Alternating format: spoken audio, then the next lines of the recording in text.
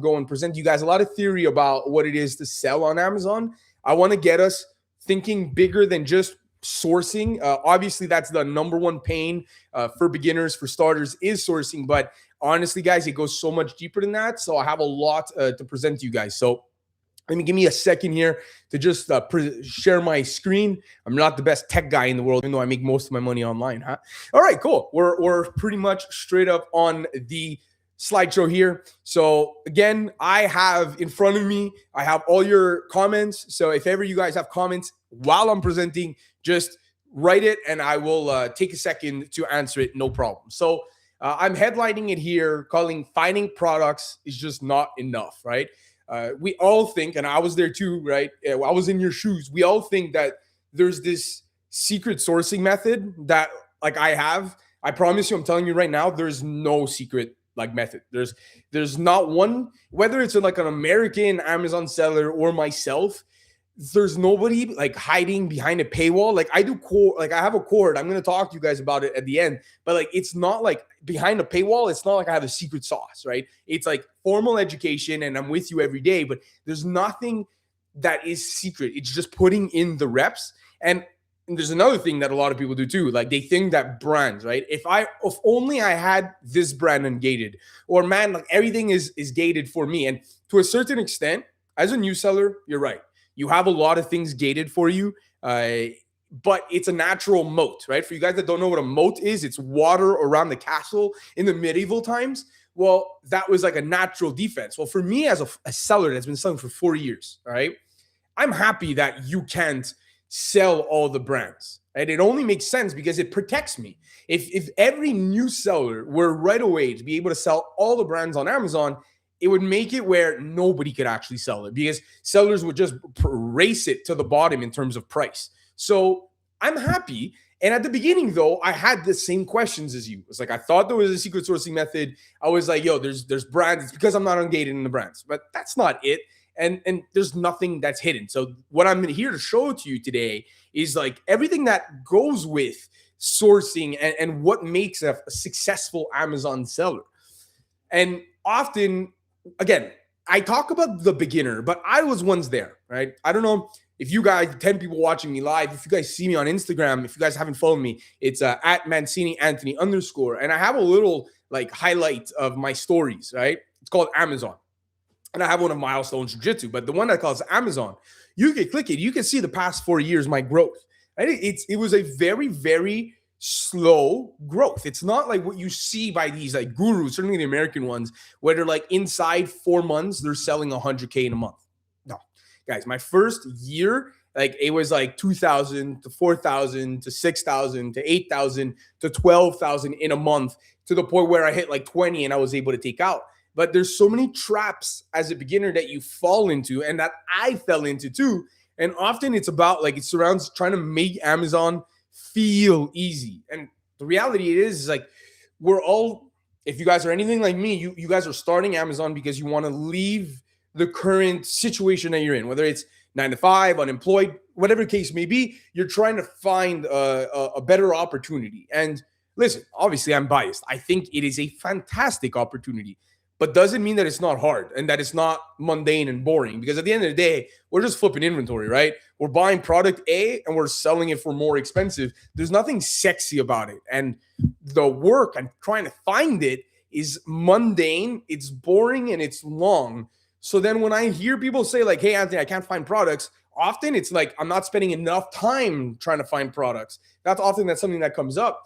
And what you think you need and what I thought I need was a better sourcing method. To a certain degree, you do need a system, but I thought there was like a secret sourcing method, right? Or a secret brand list of like products that, like the famous Nike, right? In the US, the American sellers that are going to bring up Nike like this godly brand that will change your life. And listen, maybe in the US it's the case. Here in Canada, there's not one brand that's going to save your storefront and make you successful.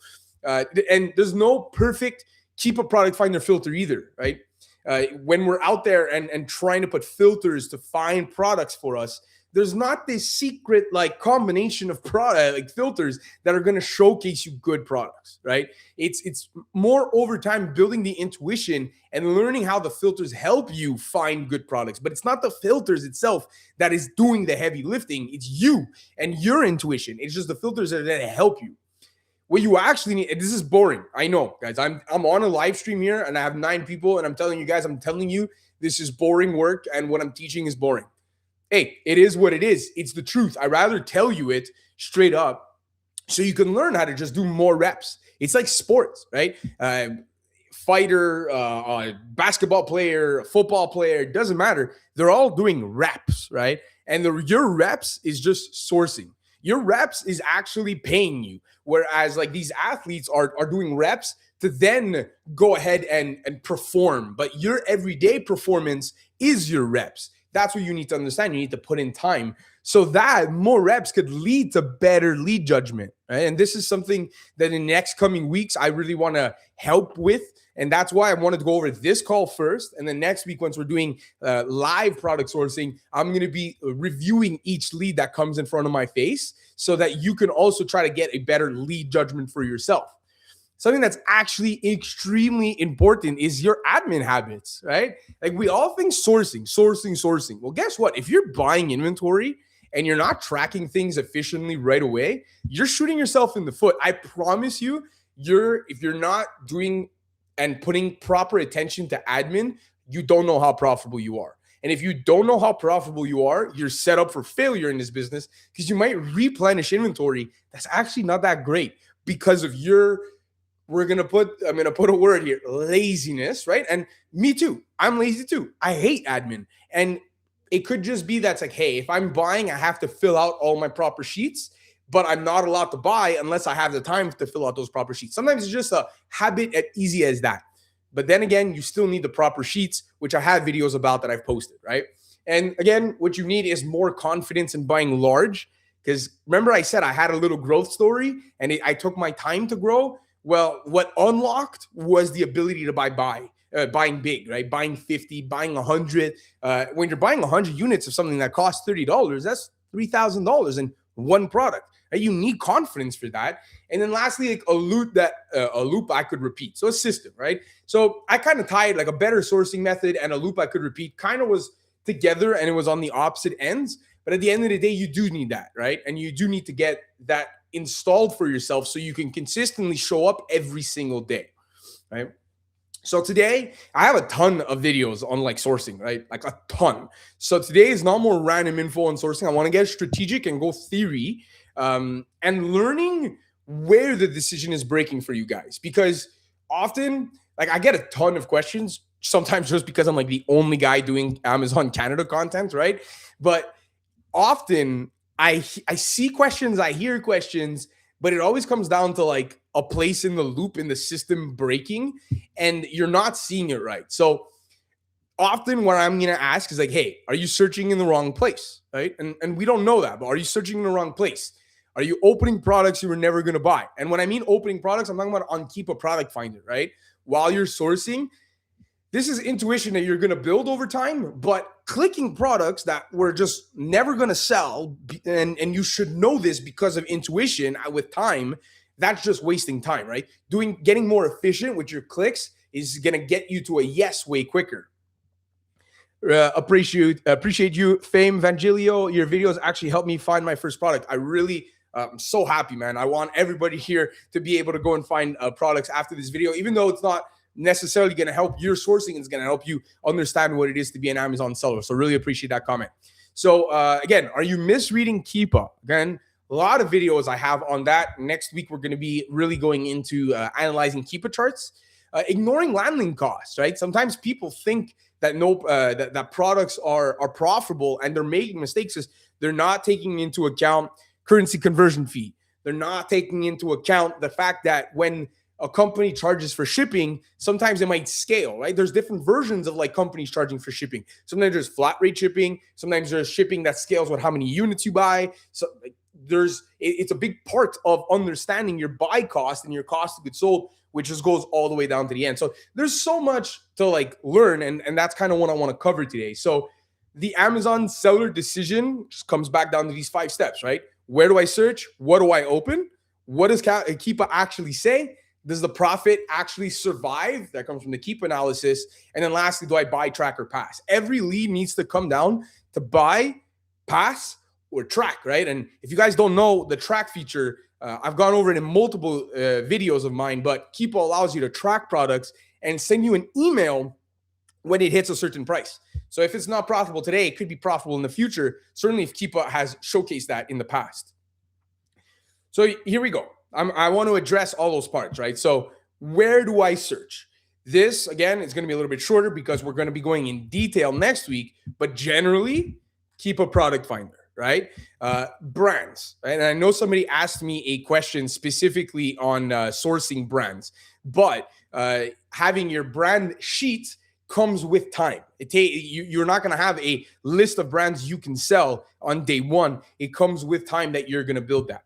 Seller IDs, right? I'm going to talk about this very, very soon in this slideshow. That's something that I've taken a crazy amount of advantage of to try to find products for myself. And I've had many new sellers come up to me and say they found their first products thanks to seller ID. And generally, it's always through Keep a Product Finder. There's other ways to source. There's manually sourcing. There's softwares like Tactical Arbitrage. There's Seller Amp has its own type of reverse storefront stocking. I typically like Keep a Product Finder. Obviously, I'm biased. I have a software that goes with it and marriages with it. But thanks to CanFlip, which I'm going to talk about, it helps us find what we're allowed to source faster. So that's why I like to just look at Keep a Product Finder on the where do I search part, right? And often the question that comes down with that is one that I had, I believe, I think it was Evan. I don't know if you're in this call right now, Evan, or you're watching on YouTube later. But he asked me, like, can you do a demo of brand searches and Keep a Product Finder? And I'm addressing this because, like I said, I want to do this a little bit more next week. But I typically see this type of question often. And generally, I want to be like, hey, Evan, how you doing, man? How do I create better batches of product to judge, right? That's kind of theory-wise, that's how I'm going to answer the question. But generally, for brand searches, like I said, this is not something that is getting built on day one. Typically using seller ID or category type of Keep a Product Finder, which we'll go over it next week. What you do is every time you have a lead you buy, that brand is now a potential great brand for you. That there might be other products on Amazon that also sells under that brand. And you can just put the brand in Keep a Product Finder. Just literally, if you could do Control F, there's a section for brand. Again, if I have time at the end, I'll gladly show it. Or you know what? If I can switch, if I could do this, right, I'll show you right here. Sorry, everybody, for taking 2 seconds. But right here, brand, if I want to write the Inky list, right? I write the Inky list here. I do find products. Now, obviously, I have some CanFlip info here, but now I have a ton, right? And I know I can sell Inky List. And if I like Inky List, I can then start filtering here, going drops in the 90 days, and even looking at dead listings from the Inky List, because I know I've sold Inky List in the past type of thing, right? So that's kind of where my mindset is at when it comes to sourcing brands. It's every time we're purchasing something, right? So say Fame Vangilio, who said that I helped them find their first product, that brand, right, is going to go on a list, and then we can then try to abuse those brands going down the line, right? I have a list of 500 ungated for me brands I clean from dozens of leads lists and don't know what, if any, starter filters to use and Keep a Product Finder. So I got you, Evan. Next week, I'm gonna build, like I did this presentation, right? I built it off of some questions that I got. I'll definitely build my flow of sourcing around that for you next week, all right? So in terms of answering more theory of how do I create better batches of products for myself to judge, there's generally 2 ways of searching and Keep a Product Finder, right? There's more, definitely, but the 2 that I teach, suggest, because again, I don't think there's a magic sauce when it comes to sourcing, is brand/category first, right? So why do I put brand/category? It's because this could be taken either through the brand route or through the category route, and just looking at a category of beauty, right? Or in the case I just did, pick a specific brand in that category, like the Inky List, and just go through each product in and of itself, right? So with that, you have a brand or a category to start with. You get to see why, sorry, let me back up a few seconds. Why pick a category, right? Why not just source every type of product? It's because once you're in a category, you get to start learning the product universe, right? The brands that are in that category. When I started, I was heavy into beauty, right? Why? Like, it's something that I picked, something that I had found luck with. Typically, honestly, what in my head was, hey, if somebody like is going to pay $70 for shampoo at Sephora, like legit, right? There is shampoo that exists for $70. I was like, what's the difference between a shampoo at 20 and 70? And okay, yeah, there's probably differences in the ingredients and the quality, but generally it's marketing. And it comes back down to like Amazon. This is what it is. It's people trust the brand, people trust Prime. That's why they're willing to pay double the cost of goods sold of a normal item. So with that in mind, I was like, hey, in beauty, I'm going to have a lot of those types of opportunities to flip. And I just had luck, right? Now, since then, right, beauty's a little bit harder to sell sometimes because there's certainly in Canada, labels need to be French and in English, right? It exists. Korean beauty is often found on Amazon. It could be taken out. Products from iHerb, only English labels or have like Spanish on it. Again, can you sell it? Sure, but it could get taken down. But generally, being in a category, whether it be construction, school, baby, doesn't matter. I wouldn't suggest baby for your start, but being in a category gets you to see the brands available in that category, gets you to seeing what actually is selling. And certainly when you're looking at a lot of sellers, typically seeing what they're selling too is going to help you get a better understanding of how the category itself is, right? So it's very good to learn quick and start building intuition. And I have like this big saying I like to say with my students is like, is getting like the no's get you to the yes, like kind of like a salesman, right? They say every no gets you to the next yes, and getting very efficient at saying no, right? And just eliminating before even clicking. And that's kind of why I developed CanFlip, getting the ability to just go next without opening the Amazon page, just because you built that intuition of knowing the brand is not good, knowing the type of product is not good and stuff, right? And you could just filter really, really quickly. That's like the bonus, right?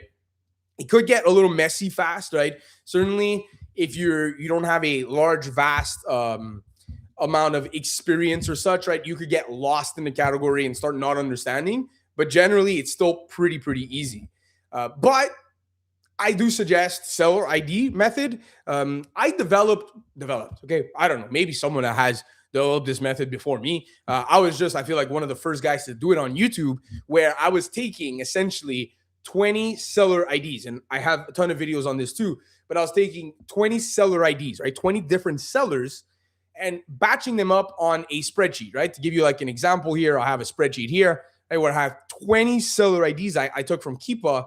Down here, I just have them batched. And like what I could do is just copy, go to Product Finder. Most of you guys know about this if you guys watch me, right? But I can scroll all the way down to the seller ID section, right? And I can post here the seller ID. Now, I still had the brand filter on here, so let me go and take that out. I could have cleared the entire form there, but it doesn't matter. So here we see that there's 2,859, I think my screen is blocking, but 2,859 available products from these 20 sellers, right? So then I do find product, and mixed with CanFlip, I can now start seeing and being efficient on what I'm allowed to sell, what I'm not, right? Most of you guys know this. Yellow from CanFlip means I need approval. Greens, I'm approved to sell. So I can just go here, bang, filter by bought in the past month. I think I clicked it once too many times. I got to get it to 50 plus, right? I like to start at the bottom here. And then again, so I could just remove here the need approval. And I'm just on the whole Google it, right? For you guys that don't have intuition, right? I know I haven't showcased much. I said I wasn't going to showcase much sourcing, but it like click Google it on everything. At that point, right? Like, yeah, 80% of the products are not going to be good and you're not going to be able to find. Fine. But like source for 4 hours and click Google it on everything, right? You like set it up like this, where you have the title, the URL, the current buy box price, right? You can move these, right? It's very important. You have CanFlip, Amazon URL needs to be in the front. And with this, you just look at the price, see if you can get it for half. The more expensive, the more you can pay. You don't need to necessarily pay half. You can pay a bit more than half. But certainly when you're like underneath $30, we're looking for like half the price. But that's it. It's just pressing Google it over and over and over it again. Now, last, just like quick saying, because like I said, I wasn't going to do that much.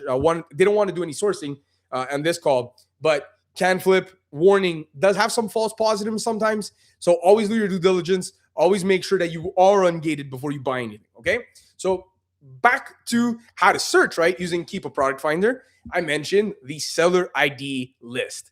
So this method is only really usable with seller IDs, right? We just got Evan. Is it fair to say that that there are at least three time efficient ways to source and keep a product finder? Brand sourcing, seller ID based sourcing, and seller ID based brand sourcing. Yeah, definitely. I wouldn't. Seller ID based brand sourcing, I think, is a little bit overkill. I think you're good just putting in the brand name. But again, that comes from like your list of brands. And I wouldn't just put brands that are ungated for you anymore. Okay. So what Evan is referencing for this is that he has a list of 500 products, 500 brands that I'm assuming, like thanks to CanFlip or whatever, he was able to identify as ungated. I would make it a little bit more efficient by saying only products that you buy are going to go into this brand, into this new sheet of yours. Okay. Make a new and improved version of this sheet where only brands that you have purchased before go on this. And that becomes a lot more efficient, because then if there's a listing that is dead, right? And what I mean by dead, I mean, there's no volume, it does not sell on Amazon. Like there's a listing on Amazon, but it doesn't actually sell. Keep us saying it sells 0 times per month.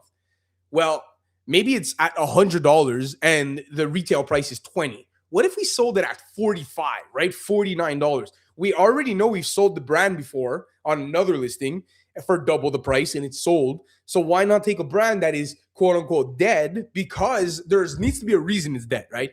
Seller that it's an FBM seller that's taking 2 weeks to ship to the client, A, right? Or B, the price is way too high. We can make it interesting that way, right?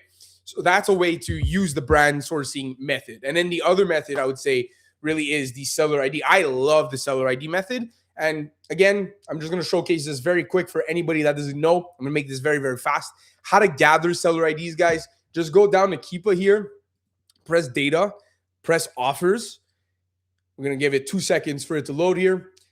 Data offers. And then you can do prime only. Configure your columns. Your ID is not going to be checked. Make sure your ID is checked. And at this point, all we're doing is scrolling to the right here. And we can tier by the review count. So it goes higher, lower to higher. And you just go everything under 100. Certainly if you're a low seller with CanFlip is going to go well. You just come here to the ID, copy, go to get an Excel sheet and just mimic it like this. Screenshot this and try to make a variation of this, right? That's all you need to do. Batch them by 20. Keepa gets 20 at a time. If you have 10 batches, you can look at 200 storefronts in your sourcing session. The more, the merrier, right? So that's kind of why I say it's boring and mundane, because over time you start building your intuition. You start understanding what's worth clicking Google it or not on. But for now, just click Google it on everything. If you're just clicking Google it, I guarantee you'll find something after a few hours.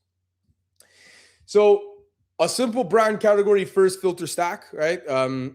Just start broad. You want to get it down to 1,000 to 2,000 products that is showing on Keepa at the bottom right.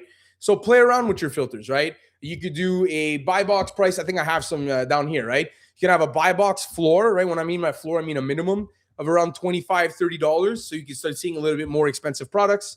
Amazon out of stock. The offer count from around minimum 2 to like maximum 8. Those are some great starter filters. And then you could play around with that number, with those numbers to then get a more narrow result, right? And then at the end of the day, we just tier kind of like what I just did, so we can see the buy the bot in the past month or the drops in the 90 days.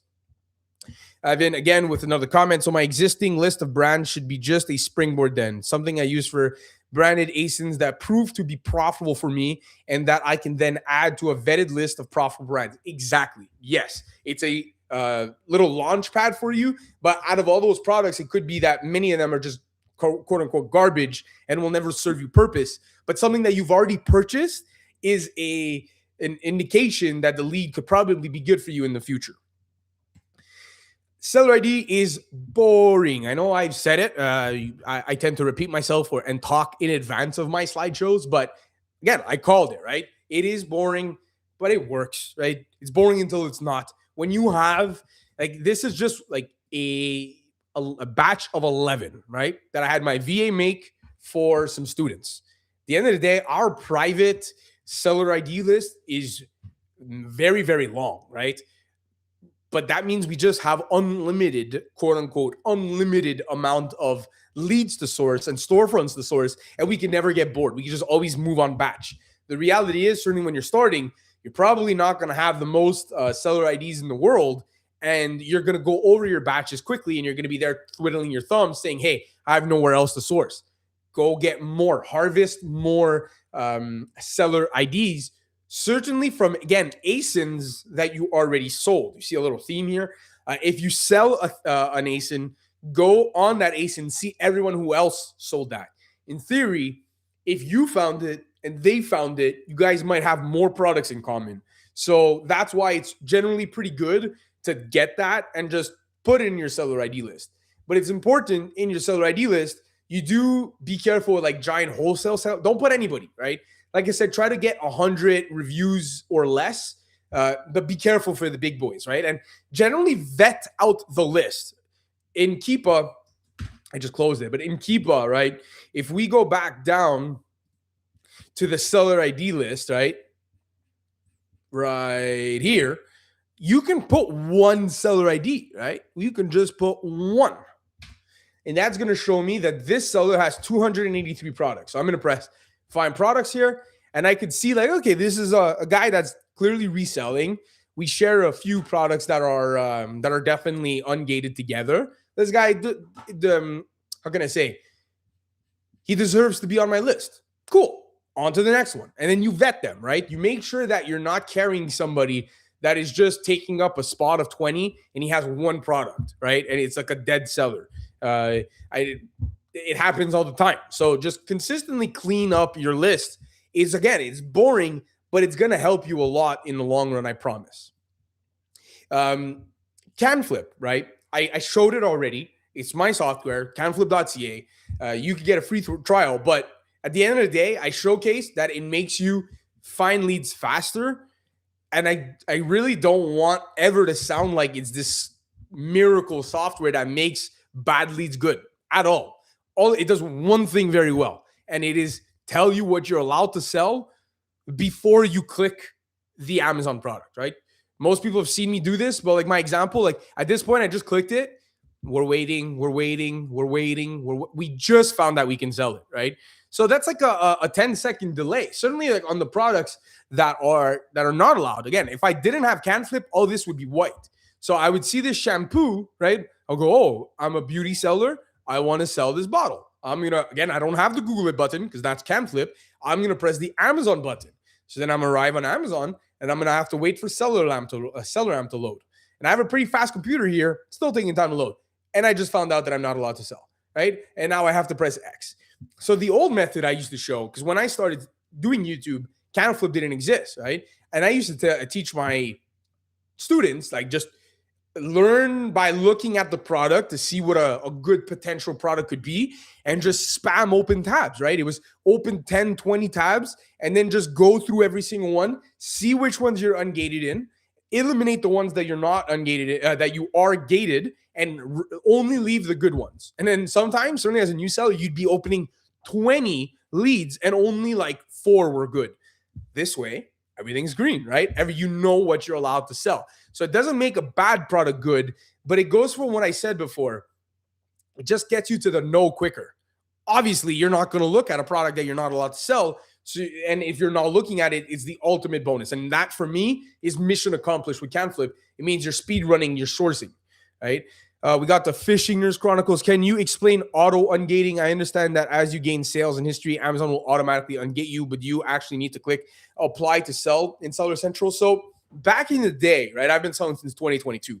Back in the day, there was definitely, you click ungate and it would say ungate successful, right? You would not need to give an invoice. There was obviously, that always existed. The invoice thing always existed. Keep Nike, Adidas, you always needed to send invoices. But certain products, you press ungate and it would say, congratulations, you are ungated. In Canada, right? This was happening in Canada back in my day. Since then, to be honest, it's not happening. It's not like even the act of ungating and sending invoices. I had like I've tried many times. I know many people. I know the Americans say keep submitting, keep submitting. I had one student who submitted a generally easy brand to ungate, Crayola, and it took him, I think it took him 3 months almost to get ungated. And like I told him, like no brand is gonna actually change anything for you. But to answer your question directly, you need to click. Listen, you can. I'm thinking about maybe making a version for CanFlip to just bulk click and see if there's anything that gets quote unquote auto ungated. However, generally doesn't happen that way. In Canada right now, it becomes ungated. You don't need to press ungate. As you sell more things, brands just start being ungated, kind of like how it happens in the reverse. Sometimes products can just randomly re-get gated. Same happens with the shuffle. You get ungated in specific brands as you sell more on Amazon. That is 100% something that happens. So back to the presentation here. I was mentioning, again, CanFlip, it's not this magic software. I'm done with it. If you guys want it, canflip.ca. It really helps. I'm biased, obviously. Cool. We move on. What does a listing actually say, right? Like the Keepa analysis, buy box share. I had a question on that. I'm going to answer. Volume and just straight up like not worshiping one number, right? There's no, like whether it's volume through your ROI, like how many reviews, how many sellers, like all these things. There's not one number that makes anything. And all my students know that's worked with me. One of my favorite sayings, which is so annoying, is it's a case-by-case basis. It's always a case-by-case. Every listing on Amazon is a case-by-case. One listing could have the same numbers as another or similar numbers as another, and I completely come out with a different judgment because it's always different. So like the question that I got, I don't know if it was Evan, if it was Paolo, because I got questions mainly by both you guys. It's like, what is a high buy box share, right? Again, real questions like, what's the current opportunity? At the end of the day, that's really what it means. Is like, can I get in this listing? Can I get any sales for myself? And generally, I'm gonna start down here. I'm gonna bring your attention. I know my camera's blocking a part of it, but 60% buy box share on 100 sales per month is not the same as 60% buy box share on 10 sales per month. So it really depends on the listing. I know it's a boring answer, but generally 60% is like kind of what I don't want to see anybody having higher of, right? Even if it is a listing that has 100 sales a month, 200 sales a month, someone has 70, 80% of the buy box share, it could be pretty rough. But often it comes back down to, we're kind of working in reverse on this, getting your own data. Yeah, because I always say Keepa is just hypothesis. It's very rare that I go deep into a product without testing it first. Now, it happens, right? Certainly with intuition as it builds. I know certain brands sell pretty well. I might not have sold it for a year, but I found it on sale. I'll buy deep. But generally, I'm almost always doing a test order. Almost always, either like, again, case-by-case basis, what's the test amount? Depends the listings. Suggested volume, right? If the suggested volume is 10 to 20 units, I might only buy 5, 6. If the suggested volume is 50 plus, I might buy 10, 15, maybe 20, right? Depends on the cost of goods sold too. So it really, really, really depends, all right? And all these things depend on your Keepa signal, right? The better the Keepa graph, the less I care that one guy holds a lot of the buy box share. Certainly if I'm willing to get a lot, because that's the catch-22 with buy box share is the more inventory you have, typically you have more buy box share. Not always, right? Buy box is kind of like the YouTube algorithm, right? Nobody has the answers to how somebody gets the buy box. But with time, I've generally found that, again, how many units you have plays an extremely big role. Quickly put, again, probably most of you guys know this, but if I'm sending 100 units, well, and sending to one warehouse, right? Usually either Alberta or Ontario. Let's say Ontario. And you're in the West Coast. Let's pretend here. And you send 5 units. Your 5 units, or let's say 10 units. Your 10 units stayed in the West Coast, right? Stayed in Alberta. So you're in an Alberta fulfillment center. My stuff that I sent 100 of to Ontario, they took the 100 units. They sent some to Saskatchewan. They sent some to BC, some to Alberta, They kept some in Ontario, in Quebec, PEI. They send a little bit everywhere, right? And they know the machine, the AI, understands the ASIN and where it sells and how much certain inventory should be at every place. If your inventory is everywhere, you're closer to the client, you're making Amazon's job easier. That's why you're getting the buy box.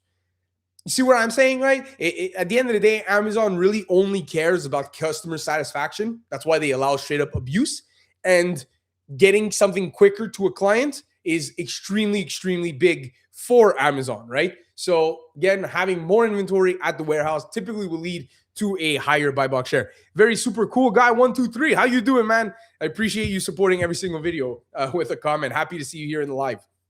So typically for my Keepa signal hierarchy, right? The things I like to see more on a listing is the monthly sold line, right? That yellow line, that 50 monthly sold. I use that as my gold standard. Now, be careful. It could be a lagging indicator, right? If we just went through December, right? It might still say that it's selling 50 or 100 times a month. It could drop again because it is a lagging indicator. But generally, if it's certainly for a consistent long time, a 50 monthly sold line, I'm all for it. That is what I'm using to determine volume. Again, I'm trying to see the Keepa graph, like, was it inflated by a season, right? This can happen often. I've gotten played by selling a bunch of snowblower bolts, right, for snowblowers. Well, I got them on special right before summer. I'm not talking about this year, mistakes in the past, but I got them on special right before summer. So like my dumbass was caught with everything at home, and I was wondering, why isn't it selling anymore? Well, when you looked at the product itself, it was like, hey, it's for snowblowers. Those were for the bolts are. So obviously, even if it says 50 monthly sold, depending where you're buying it and when you're buying it, it plays a really big role. The other direct signal that I absolutely love to use is the downwards staircase. Right? If you guys, again, don't know what a downward staircase is, let me just show you guys very, very quick. All right. I'm being generous here. Let's go to Amazon. Hopefully, I have no idea what this listing is going to look like. But typically, if you go to the data tab, you go to offers and you look at the stock history here. Now, there's not a ton of options, but if we zoom in here, you see how it's kind of like doing a downwards, it's a staircase, right? 64, 63, 61, 59. Got a little big jump here. But this kind of typically tells us the volume of the product. It's not like someone's like faking it, right? These are not always super perfect. As you see, sometimes they're like super awkward. I'm not going to take this as a downward staircase, but like this to a certain degree, I will to determine volume. This wasn't the best product to showcase this. I would love to be able to, I'm going to do one more. I'm not going to do more than one just because sometimes this could be long, but I'd love to be able to showcase to you guys a legitimate here downward staircase and kind of what it looks like, because this is one of the most telltale things you could do. Okay, while this is loading, I know Evan had a question. What would you do if a seller has a buy box share of 60% or higher and their inventory count is hidden? Would you still do a test buy? Depends how good the listing is, right? A listing like this, I would not, right? If the listing is giving potentially $12 profit, 50% ROI, yeah, I would do a test buy, right? Again, it sucks, but it's a case-by-case basis, and I don't have to see it to really give you a suggestion.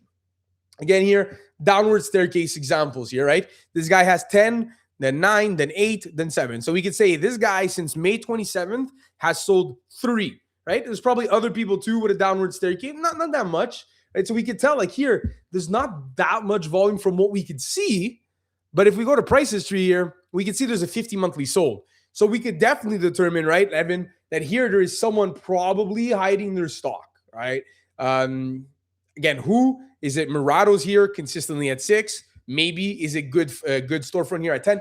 In these cases, this is why test orders exist, right? We do a small batch, we send it in, we get to see how much did I sell. Again, with a little last desperate attempt on giving you guys a downward staircase here.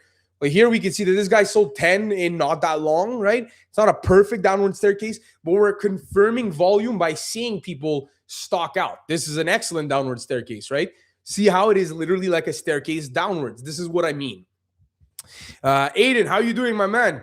What does the drop in sales indicate in the stock history? Right. So hold on a second. What does the drop in sales? So you're talking about here or in terms of stock history, Aiden? Want to follow up with me in terms of like while I'll try to clean it up while you retype here. But here we're able to track the actual sale price, because something that's interesting, right, is sometimes we in this listing it might not be the case, but sometimes we can see like stagnation, right, and then all of a sudden, right, maybe this guy's the case. Not really, but imagine this guy was in stock, 8 for a long time, and then all of a sudden he sold out. What we could do is be like, okay, March 23rd is when he started selling. What price was he at March 23rd? You could go in here and like zoom in and be like, okay, so he was at $17, right? Instead of 23, and that's what allowed him to get the sales, right? This is something that's really interesting by looking at the price and the downward staircase. Aiden, stock history instead of the staircase. Yeah, I would actually not use the stock history, because sometimes FC transfers, right? So I don't know, Aiden, if you were in the call when I was talking about inventory being placed in the West Coast and East Coast. But again, using that example, if I send my inventory in the East Coast, right, it would be like, okay, how it would show in the stock history would be like, I got 100, and then it would deplete all the way back down to like 10, because maybe that warehouse only kept 10. And then as it dispatches, it's going to like just do these up and downs, and it's not going to give a consistent number. So Keepa is using like the sold number here or stock history as kind of like sold numbers, but it's not true, right? This guy right here sold in 30 days. It says 4. Clearly not, right? 5, 1, back to 5. So, okay, I just answered the Fishing Nurse Chronicles answer. Awesome. Love doing that before I actually read the question. So, hopefully, you guys understand what I mean by that. And Aiden, I hope that made sense too. Anyways, you're one of my students, so if that didn't make any sense, I'll follow up with you to make sure that you're good on that. All right. So back to the presentation here, I was saying my best direct signals for me is the monthly sold line. In looking at that data tab, right? Just everything in that data tab, trying to get information, see if I could get a downward staircase, and then seeing with the price how much they were actually selling it at, and seeing like, okay, did they only really sell because they liquidated, right? Because that could happen. Some people get tired of no sales and just drop their price and sell out, right? So if that's missing, right, we could use the bestseller rank, right? That green line, the traditional way, but it's not the best, right? What typically at that point, we need to do a test order. And anyways, we always want to do a test order for a first one generally. Very super cool guy. To what extent can we ignore the low-priced FBM seller? I mean, if they're getting the buy box, like always, you kind of have to pay attention to them. I I know that there are some clients that will click, right? If they see like an FBM seller, they will go and pick a higher price seller. But generally, the buy box reigns, and if the buy box percentage is high with an FBM seller, you just got to compete with him. Generally, I would let your repricer do the work, because you doing it yourself could get a little bit crazy, certainly if they're very, very active. Now, as an FBA seller, generally you will beat out an FBM seller, even sometimes being $1 or $2 more expensive, or you'll share the buy box. But to that extent, like, you just got to go and fight them. It depends on you too, right? You can wait them out. The thing with FBM sellers is certainly if the inventory is coming from Walmart, Canadian Tire, things that are easy to get, it's easy to replan. And as an FBA seller, it can take you a week or two to check in, even more. Whereas an FBM seller, you can be patient and try to wait till let's play where I'm the FBM seller and you're the FBA seller, and I'm cheaper than you. If you're waiting for me, when I stock out, I might be in stock 2 days later again and redrop that price. So at that point, either you need to wait it out or just straight up compete with them and then wait and see if you want to replan or not. So buy box, okay, I went deep pretty much on this. But again, generally, I want to look at the last 30 days to understand who's owning the buy box kind of now. If looking at 60 to 90 days, it's important, because if the person is owning it for like 90 days and they're owning 80% of the buy box, a little bit rough, right? Probably, like, even if the listing is fantastic, there ain't nothing wrong with a test order, right? The test orders are there for a reason. Like 10 units of an item that costs $30. I get that it's $300, but as you scale, sorry to sound, because I've been in the new seller shoes and I don't want to sound like the Mr. Big Seller, but $300 is pocket change in Amazon, right? Buying that inventory is literally just a test. Assuming it's $30 the cost of goods, it could be a little bit less, but that's something that you need to get into accustomed to if you want to jump on listings with people that have a high percentage of the buy box for a long time. You need to do a test order. Getting a high buy box share, right? You yourself, because we're going to reverse it. Like, imagine you are aiming to get a high buy box share. Getting a high buy box share on a dead listing means nothing if you can't get any sales. And the same thing goes vice versa, right? Like, that's kind of why I meant by like not over obsessing over a certain like number, whether it's ROI, buy box share, doesn't matter. Because like on a listing that sells 1,000 times a month, now you might not have found a listing that sells 1,000 times a month yet. But on a listing that sells 1,000 times a month, if you get 20% of that listing, or 10% of the listing, or even 7% of the listing, it's still a lot of sales. So don't take it with a grain of salt always, okay? Now let's talk a little business here, okay? I got essentially 10 more slides. I'm supposed to end this at 8. I'm gonna push it for another 15 minutes because I want to be able to get over all my slides, and I want to be able to just talk with you guys a little bit at the end if you guys have any questions or such. But I do want to go over this because these are gonna vary a little bit. We're not gonna stick with a subject. Every slide might be a little bit of a different subject, but they're all super important things for your Amazon business. Okay, so one question, I believe this was from Paolo. What's the best way to import from the United States? I get this question asked all the time. Simply put, right? Stallion Express is a company I suggest for FBM. They also have the company called Shipsy, or there's also another company called Ship Savvy, right? Those are companies that will give you a US address. Essentially, it's theirs. You ship it to that address, and they will bring it over to Canada for you, to which you could go and then pick it up. There are fees. It is not free. It depends the company, depends your costs, depends, again, the type of thing that you're buying, that you're sending. Honestly, this is a little bit more of an advanced play. It's not wrong at all. Far from it. You can create your own competitive advantage doing it from it. But it is a little bit more advanced. Maybe I'll have a video in the future. But to be transparent, I never really did much of this. I sold in the States, but I've not done much US to Canada type of arbitrage, which, again, I don't discredit. It's just I'm a very, very simple sourcer. I just run a very, very efficient business. But generally, how to get them here in Canada, if it only sells in the States and only delivers to the States, Shipsy or Ship Savvy can help you get that inventory here in Canada that you can sell yourself. Doing your due diligence on the listing, super important, right? The most expensive thing you can do is make mistakes in this business, right? Ordering 10 units at $30 and then you're not able to get a refund and it's not the right product, just costed you $300, right? That's $300 of profit that gone, wiped out, all that hard work. So please make sure that you're paying attention to the brand, okay? Make sure it's the same brand. Sometimes, certainly in certain categories, little brand names can get erased and it ends up being a cheap Alibaba product. Make sure you have the brand on it. Make sure it's the right size, right? If it's a bottle, make sure it's the right milliliters. It could be, I don't care. You find the 700 milliliter bottle and the listing says it's 500 milliliters. If it's the same thing inside, I don't care. But don't do the vice versa. Don't send a smaller bottle on a bigger size, right? Make sure it's the right variant.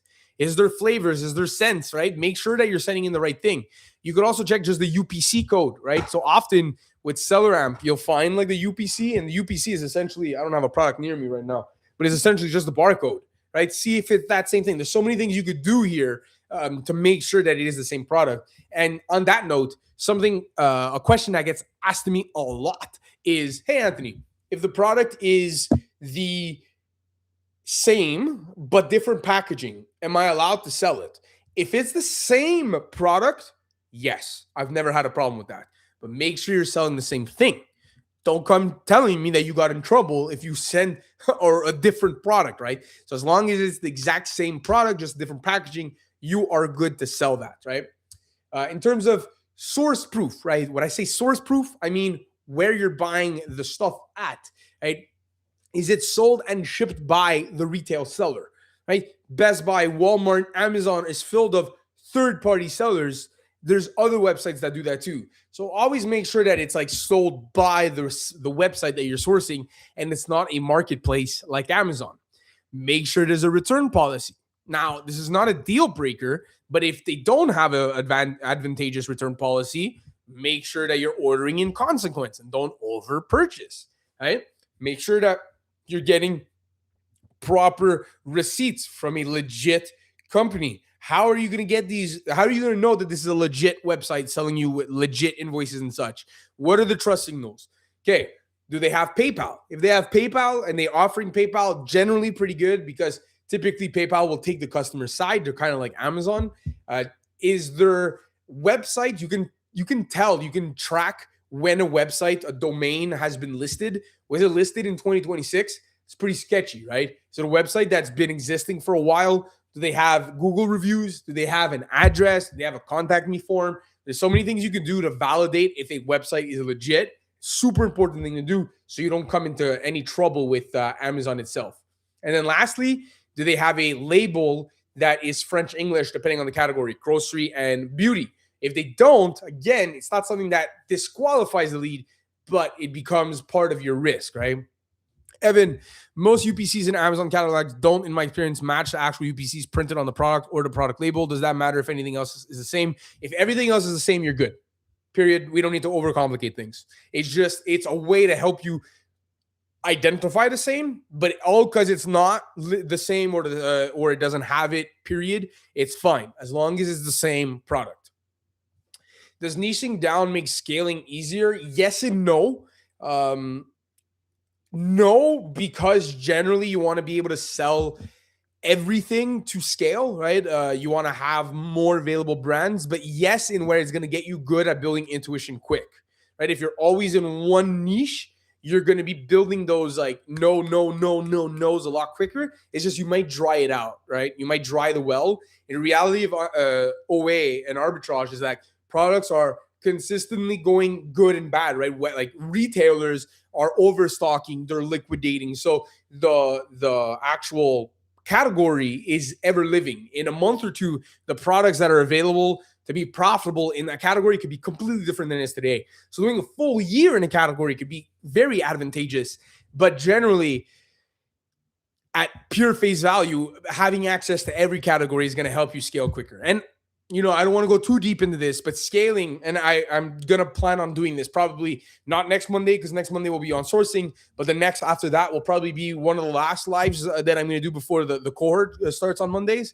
But it's going to be on scaling. Generally, like scaling just becomes like how fast are you spending your money. And like, unless you have like a large capital pool, it's learning how to spend that 5,000 or 10,000 that you have. And once you reach that, it's like, how do I get more money? That really is the challenge in sourcing, in my opinion.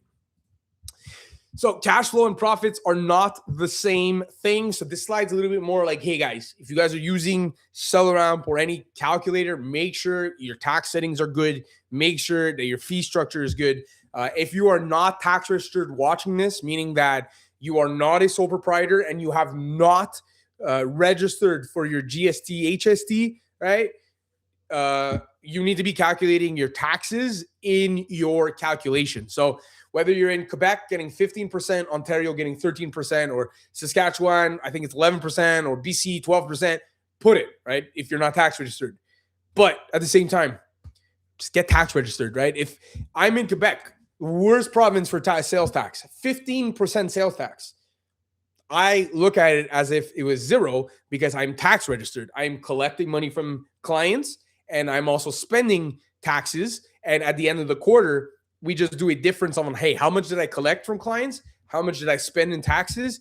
We do the difference. If it's a negative number, government owes me. If it's a positive number, I owe the government, right? That's typically how it is. And what I suggest you guys do is, if you want to take Amazon seriously, you need to do it. I have a 15% ROI advantage on you if you live in Quebec. If you live in Ontario, I have a 13% ROI advantage. And whatever, insert province, I have that much advantage over you.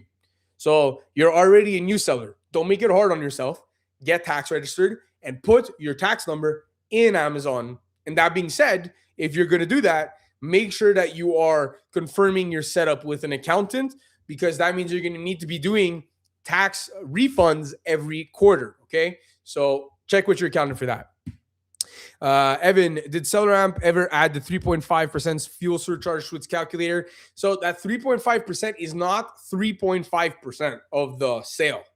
It's 3.5% increase on the FBA pick and pack fee. So I believe they'd have it's automatically put like the FBA pick and pack fee itself, I believe has raised. At the same time, I say that information transparently. I am not 100% certain on that, but I am 90% certain. I just don't want to get fact checked tomorrow and someone be like, "You're wrong." I'm like fairly certain it was added to the FBA pick and pack fee, and it was not a 3.5% on the overall cost, but it was more so on the fees itself. Do not make the back end, right? Your like the back end of your business sexier than the actual business itself. As in, like, don't go crazy with like your credit cards and just get nice and fancy in a Google Drive. Separate your business spending completely. Please don't do like me, guys. I did this. I started spending on my personal cards. Oh, don't do that. Your accountant's gonna look at you going, and he's gonna be counting his money, because then there's a lot of bookkeeping work to do. Separate everything. Separate business. Whether you could be personal, you don't need to be in a corporation, but have like your bank account and it doesn't need to be a business bank account. It can be a personal bank account. Just have a bank account, have a credit card, and then you can then take the next steps and getting the businesses after, but start with your own stuff so you can have some clean statements. And then at the same time, you're able, if you have a dedicated card, you can start getting cashback or points as a bonus, right? Remember, a note on credit cards, if you're buying in USD, most cards will charge a 2.5% currency conversion fee. And in a game where we're calculating our return on our investment, calculating 2.5% is important. So remember, if you're paying with a credit card in Canada, most of the time it is 2.5% to buy in USD. No one's telling you that. If you carry a balance, points are fake, right? That was just like glory. I didn't know what the heck to type. I wanted to just finish it. In terms of structure, right? Sole proprietor is simpler for most of you guys. You guys don't need to incorporate now. Corporation adds a lot of expenses. You have to start dealing with a CPA. Your bookkeeping is a lot more intense. Your quarterly tax refunds comes with a balance sheet and a management report. It gets way more complicated and way more expensive. Sole proprietor is most probably the route for you unless you have a very high salary, right? Like in your 9 to 5, all the profits that you'll make with Amazon gets added on top of that. Again, these are questions for your accountant. I kind of just typically want to give you the general overlay here. Liability insurance, you're going to hear about one day from Amazon, right? They're going to tell you that you need it. This is not inventory insurance. This is liability insurance. Like, that is if your products were to hurt a baby and that parent were to sue Amazon and Amazon were to sue you, you had money. That's what liability insurance means. Right? It's that when Amazon sues you because your product hurt a baby and they got sued or whatever, hurt anybody, that they're not suing somebody that has no money. And generally, you are required to have it. We need to do 30,000 in sales here in Canada. Okay, so talk to professionals. Okay, about this part, I just did want to mention it for you guys. So here, the business loop. Okay, so typically this is the loop. There's nothing special about this after this, right? You're sourcing the products using CanFlip, Keep a Product Finder. Then you're evaluating the listing. That's what we're going to be focusing on next week, right? On evaluating and sourcing. And then once we evaluate, we're going to buy. After that, we're going to be saving it. And I can't stress it enough, guys. The saving your proof is so important. Having your master buy sheet, and I posted videos about this. It's super important to stay organized with a Google Sheet and have your drive, right? So then which you're going to ship to Amazon FBA. You're going to get it live. You're going to enter your cost of goods sold into something like Sellerboard so you can start tracking your profits. It sells. You're going to review your profits and you're going to say, okay, because Sellerboard is on a line by line, like ASIN by ASIN. How much did this ASIN make? How much did this ASIN make? So you're going to say, hey, these pens, they were making me, right? Imagine I was selling a pack of 5. They were making me $4 per unit. Cool. How many did I sell? I was selling 0.7 per day. Cool. I want 45 days worth. I'm going to do 45 times 0.7. And that's how much I'm going to buy, right? Typically, right? And then it's like, hey, how much did this Stanley make me? This Stanley made me X, or maybe it actually lost me money, right? And I'm not going to reorder it. So I can just move on, right? So this is generally the loop, and it just over and over and over again, it ends up like this. And typically in my cohort, what I call it is just a fancy name, but I call it Dragon 1 and Dragon 2. Typically, you're dragging, like you have two heads of your business. Dragon one is your new products, right? It's constantly like I've been doing this for 4 years. We need new products coming in every time, right? Every month I have a VA nonstop every day. Find me products. We need it. Not every day is going to be the best day, but we need products every day coming in because eventually these are all little lottery tickets and one is going to hit. And when that product hits, right, and we're in this loop and we're going to sell it and we're going to review the profit. And once we review the profit, we're actually going to replenish. That's Dragon 2, right? Dragon 2 is looking at your own inventory and saying, hey, what do I buy now? I did my test orders. How do I buy heavy, right? That's how you really build and scale with Amazon, is learning from Dragon 1. How do I work with Dragon 2 on taking what Dragon 1 found and the best products that he found? How can I scale those? That's the secret. That's how you grow with Amazon, is spending your money on the good inventory, right? I think we got a few comments here since I said that. We have very super cool guy. Should we scrap ASINs that make less than 50 in total profit? Depends how much time you have. If you have time, I mean, profit is profit.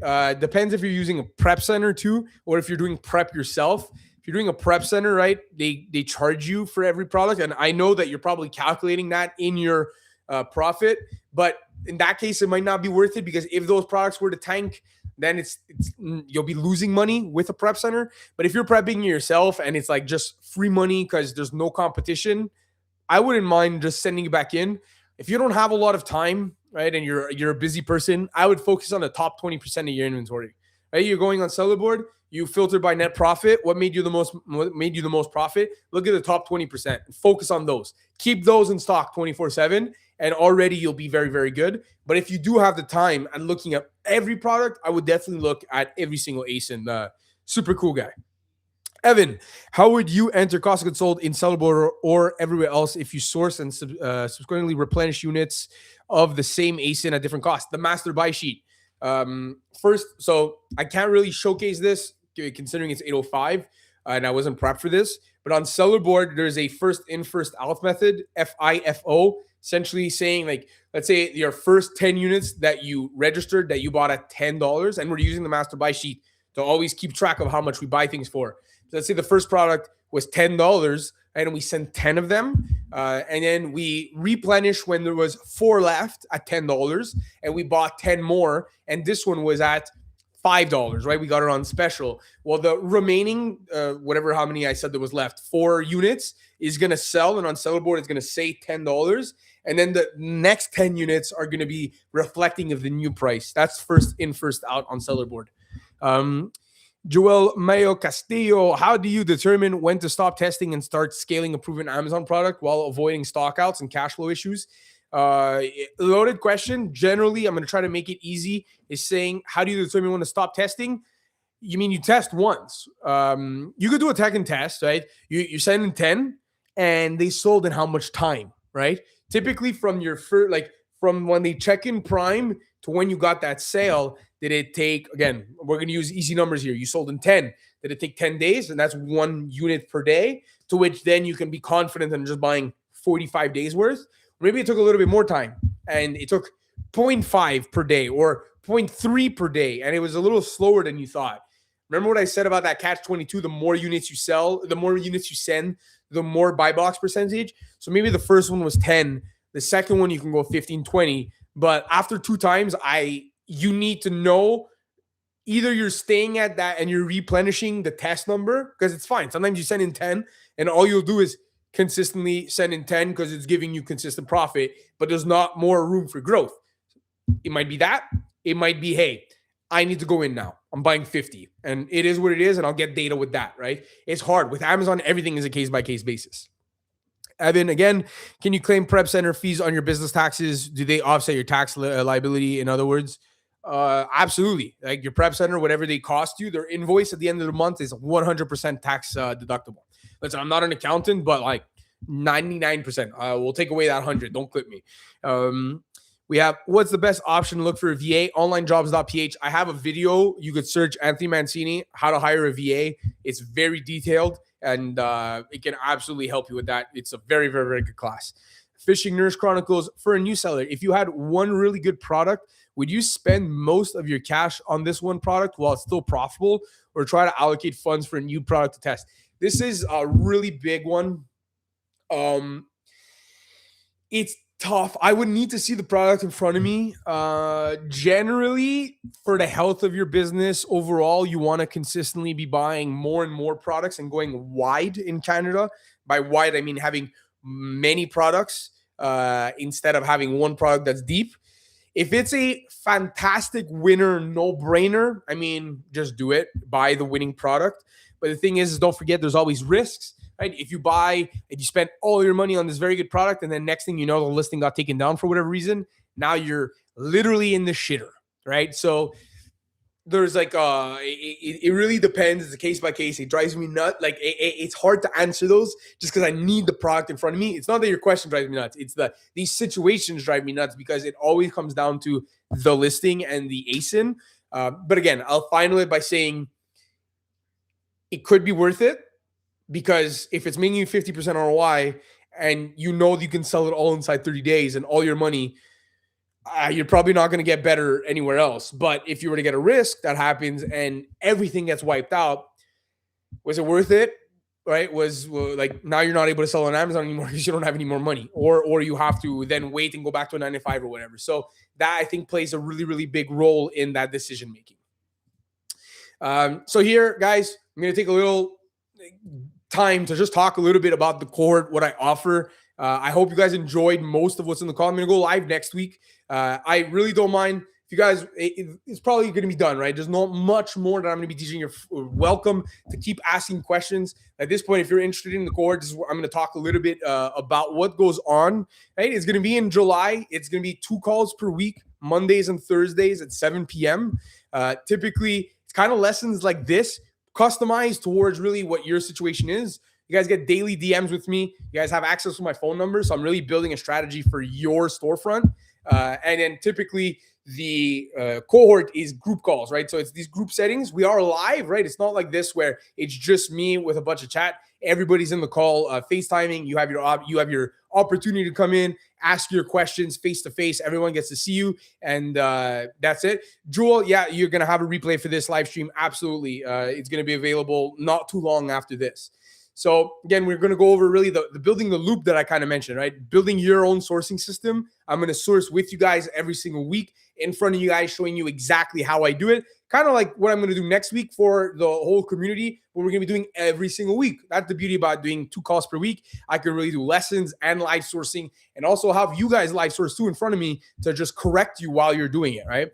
I'm giving you seller IDs, brand database, right? I'm teaching you to keep a product finder really in detail. I'm teaching you how to do all that admin work and getting your own proof. I really love business, right? It's not just Amazon. So that's what this cohort really is about, is setting you up with a 360 business plan around Amazon. It's not just, hey, I'm going to help you find products to sell on Amazon. No, it's I want you building this long-term to become full-time one day. Now, I'm very transparent. If you talk to any of my past students, I don't guarantee that you'll be full-time after this cohort. It's a 12 weeks. You're set up for success. Every single call that is in the cohort is recorded and given to you, so you never lose that. You'll be a year down the line, we'll still have information that is going to be very valuable to your Amazon journey, and that's pretty much what goes on, right? You also get reviews, right? You need me to review a lead for you? Absolutely. You send me the ASIN, I will give you the buy, track, or pass kind of for you. I'm going to go over the risks, the ROI judgment, the buying confidence. This all comes back, right? Kind of what I said before, it's always a case-by-case basis.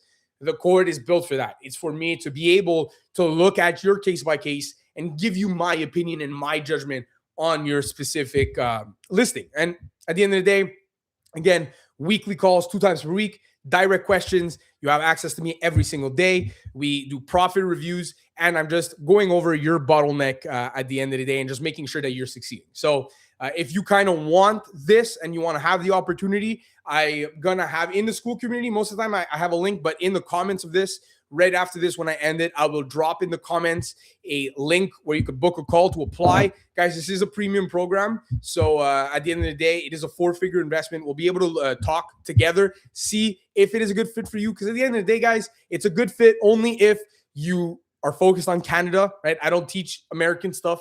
I only teach Canadian Amazon OA.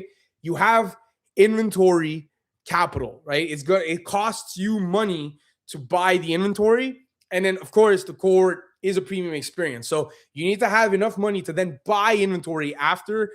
Typically, this is what we're going to discuss on the call together to see that if we're a good fit, all right? And obviously, if you want something like quick and easy passive income, that I have a secret sauce for you, that's not what I have for you, okay? It's hard work, but at the end of the day, I'm teaching you how to kind of put yourself in my shoes, right? And get here one day. I don't want to promise that, but that's my goal, and to really be there as much as possible for you guys. So, okay, the final takeaway is stop hunting for the secret button. There's none, right? In that cohort, right? As much as I kind of like did a little promo there for you guys, there's no secret button behind that paywall, okay? Build your loop, get better, and the decisions that you make every single day, because I truly believe that nobody has a sourcing problem here. Obviously, it might be a little bit harder to source at the beginning, but it's not a problem. If you work with me, I will get you sourcing pretty well, and you'll realize that the few $1,000s you have is going to dry up very quick once you're buying up that inventory. And in reality, you have a capital problem, which I haven't really viewed much. I posted a video on debt the other day on how to grow your capital, but that is one of the biggest problems Amazon sellers have. So with that, guys, the Fishing Nerds Chronicles, have a good night. Everybody else who stayed in this call, popped in, popped out, or watching after the live stream itself, thank you so much for watching this hour and 15 call with me. And again, if you are interested in the cohort, you'll be able to find the link down in the comments in approximately 5 minutes. All right? Ciao.